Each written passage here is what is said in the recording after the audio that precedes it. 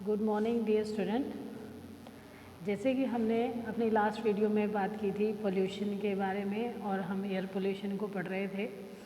तो पोल्यूशन कैसे होता है जब हम अपने एनवायरनमेंट से कोई छेड़खानी करते हैं या हम जो उसके पोषक तत्व हैं या उसके अंदर जो गैसें हैं या जो पदार्थ हैं उनकी मात्रा में कमी करते हैं या उसमें कुछ नए पदार्थों का मिश्रण होता है तो हमारा जो एनवायरनमेंट है वो प्रदूषित हो जाता है।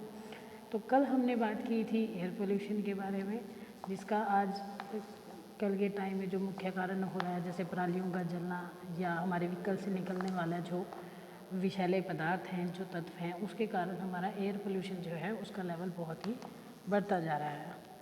दूसरी हमारी मेजर समस्या है वाटर पोल्यूशन। जल जल ही जीवन है। जल ही जीवन है, इसका मतलब ये है कि जल के बिना हमारा जीवन ही संभव नहीं है। जल के बिना हम अपने जीवन की कल्पना नहीं कर सकते। तो जब इसी जल में कुछ विषैले पदार्थ, विषैले कण मिल जाते हैं तो वो मनुष्य को, पेड़ पौधों को, जीव जंतुओं को एक हानिकारक जो प्रभाव है वो डालते हैं। तो आज हम जल प्रदूषण के बारे में पढ़ते हैं।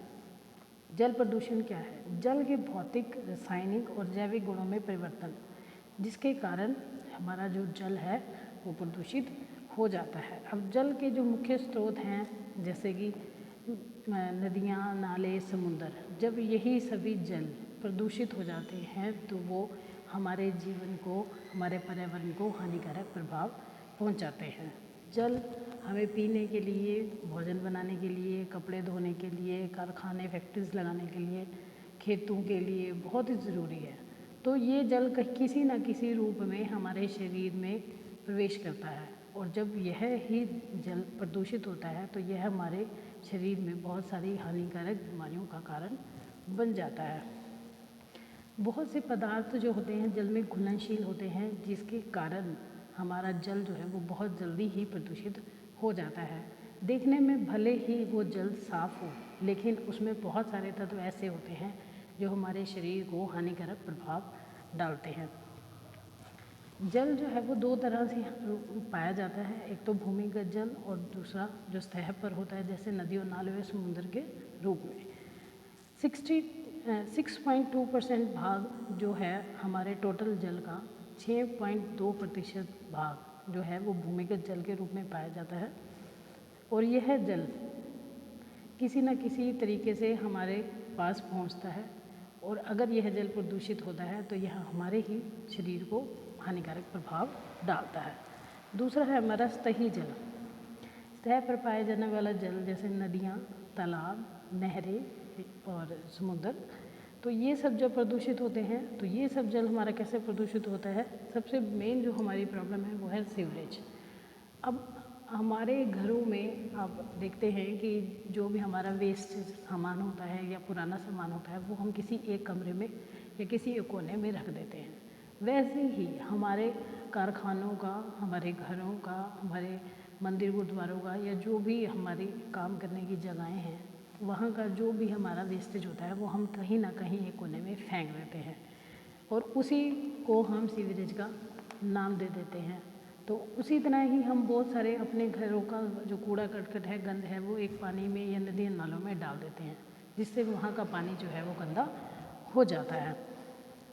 कारखानों से निकलने वाला जो शेष पदार्थ होता है, अब हम अपनी सुविधाओं के लिए कारखानों का निर्माण करते हैं, हम अपनी आवश्यकताओं को पूरा करने के लिए नई नई फैक्ट्रीज लगाते हैं, लेकिन उससे निकलने वाला जो शेष पदार्थ है, जो वेस्टेज है, वो सारी हम कहाँ, नदियों में डाल देते हैं। उससे निकलने वाले विषैले पदार्थ, विषैले कण, वो सभी पानी में जाकर मिल जाते हैं। डिटर्जेंट जो हम अपनी रूटीन की लाइफ में कपड़े धोने के लिए जो डिटर्जेंट हम यूज़ करते हैं वो भी किसी न किसी तरीके से हमारे पानी को गंदा कर देता है।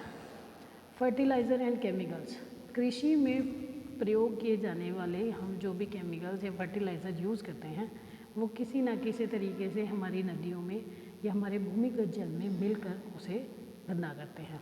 तेल, कारखानों के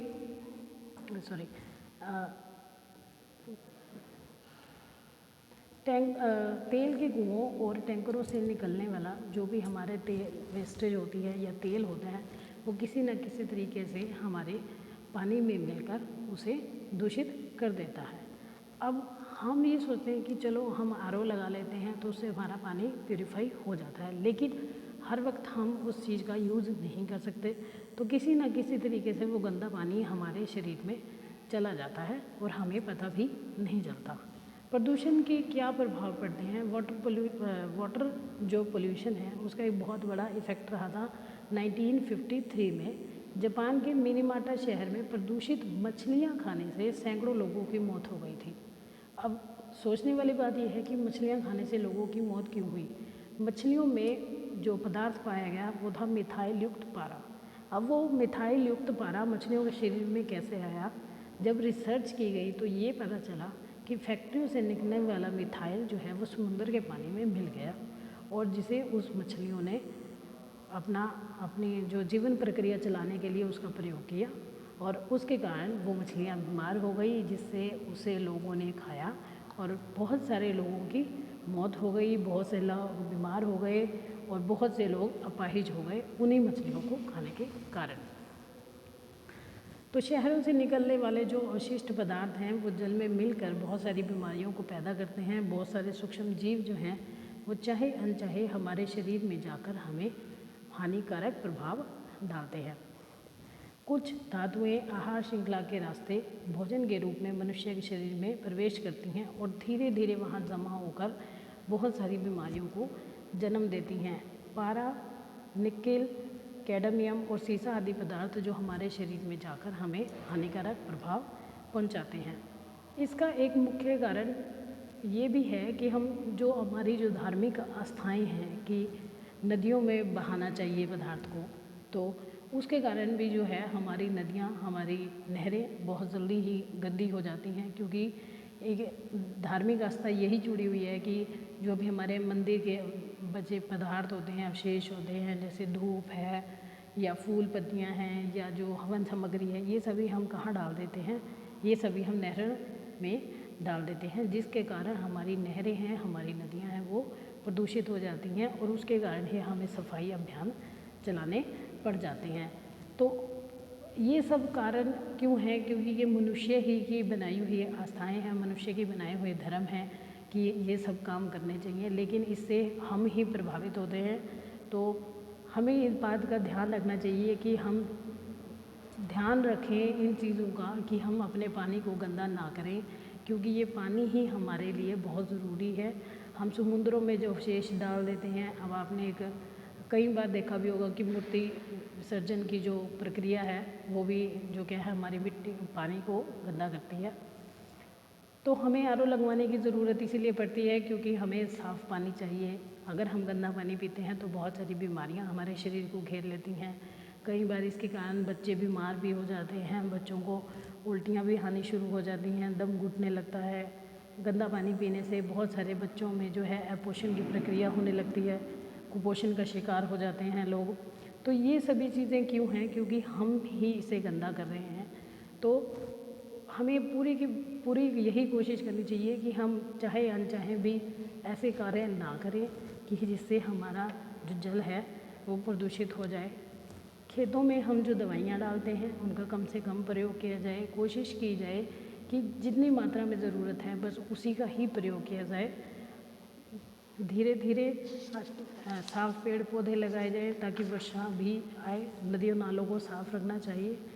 तो आज हमने बात की है हमारे जल प्रदूषण के बारे में, तो नेक्स्ट वीडियो में हम आगे बात करेंगे।